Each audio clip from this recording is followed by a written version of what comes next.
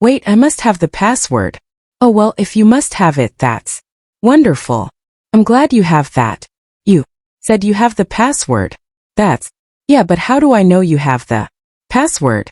Jerry Lewis died with $50 million in 2017. But when his will was read, his 6 sons got nothing. The document was brutal and deliberate.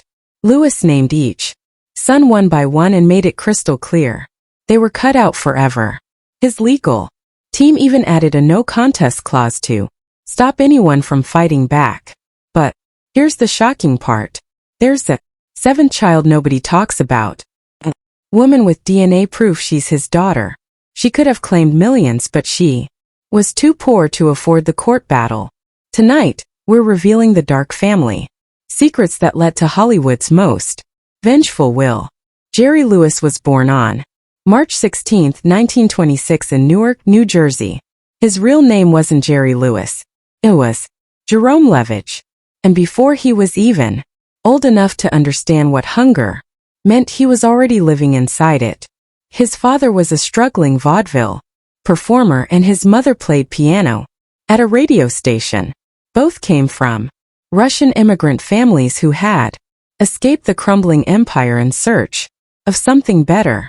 What they found instead was the Great Depression. For most people in America, these were years filled with food lines, unpaid rent, and unanswered prayers. For Jerry it meant constant moving, unstable income, and 2 parents clinging to the only thing they knew, entertainment. Sometimes Jerry slept backstage. Sometimes he didn't sleep at all. 6 years old, Jerry got his first taste of performing. He stepped on stage to sing "Brother, Can You Spare a Dime?"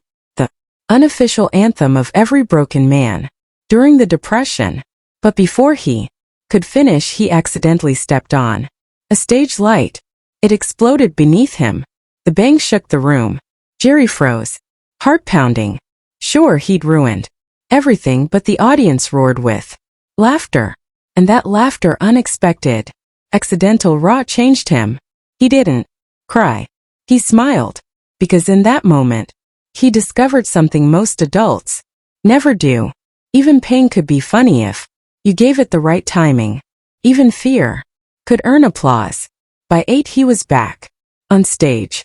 By 16 he was out of school. Not by choice but by force. He had already been kicked out of one school for causing a scene during an assembly. At Irvington High it ended in violence. A teacher insulted him with a line that cut deeper than any detention. "All Jews are stupid." Jerry didn't argue. He punched him. The man went through a plate glass window. The principal survived the fall. But a year later he was dead. Stomach cancer, they said. But Jerry lived with the guilt for decades, wondering if he had caused it. That was the last time he ever sat in a classroom. He was 16 and he was done with normal life. He turned instead to the only world he knew: cheap theaters and cheaper gigs. By 1941 he was 15 and performing what he called the record act. It was simple. He played a photograph record of opera or pop music and mimed wildly to it, exaggerating every word with his face and body. It was corny. It was awkward, but it got him on stage. He earned $3 a night, sometimes not even that. He worked as a soda jerk and theater usher to stay afloat. He didn't talk in the act because he didn't trust his own voice. The record did the talking for him, and slowly people started noticing. One of them was a comedian named Irving K. who saw him perform at Brown's Hotel in Loch Sheldrake in 1942. The crowd erupted. K offered to become his manager. But those years in the Borscht Belt weren't just about applause. They were about survival. Jerry performed by night, then scrubbed towels by day. He served tea, cleaned rooms, and slept in cold quarters with no heating. Nobody paid him to perform. Not at first. He just tagged along with his parents and hoped for scraps. The circuit had over 1,000 venues. Most didn't want a teenager miming to records, but Jerry didn't quit. Then came Patty Palmer. In August 1944, Jerry was 18 and performing in Detroit when he met her. She was a singer working with the Ted Fiorito Orchestra. They hit it off fast, too fast. By October she was pregnant. To avoid scandal, they told everyone they had secretly eloped in Connecticut on October 3rd. But it was a lie. The truth came out later. Their real wedding happened months afterward. On April 30th, 1945 at the Belmont Plaza Hotel in New York. Jerry was still a minor. He needed written permission from his parents to marry her. Their son, Gary, was born that July. Jerry was 19 and already a father, a husband, and a performer, barely scraping together a living. On July 25, 1946, inside the smoky walls of Atlantic City's 500 Club, two nervous performers were on the verge of losing everything. Dean Martin and Jerry Lewis were bombing. Their act was scripted, stiff, and failing fast. The club owner, Skinny D'Amato, gave them one final warning. Either they turned the show around that very night or they'd be fired. What happened next would change everything. Lewis tore up the script, dressed as a busboy, and began smashing plates while Martin kept singing with calm coolness. The crowd loved it. It was sexy and chaotic at the same time. Word spread fast.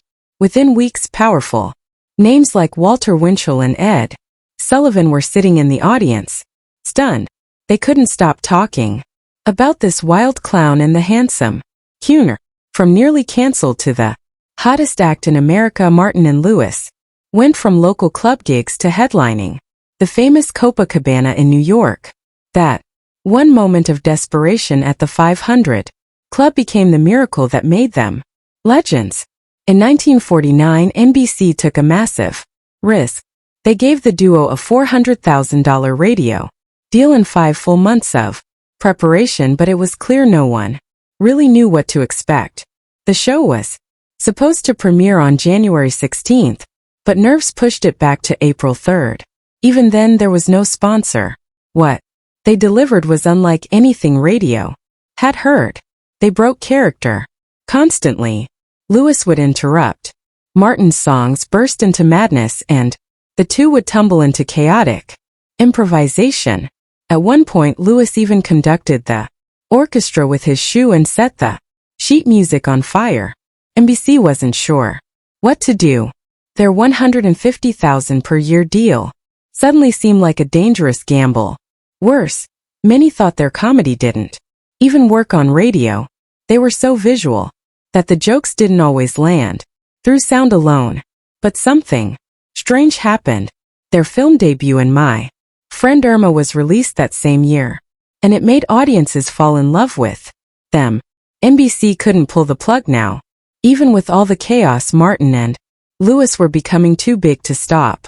But the truth behind My Friend Irma was ugly. Producer Hal Wallace almost destroyed their partnership before it started. During the screen tests, Lewis flopped. Wallace told the director that Lewis was no good and should be dropped. Only after rewriting his role from the flashy con man to the goofy assistant Seymour was Lewis allowed to stay. And even then he resisted. He hated being downgraded. He feared Martin might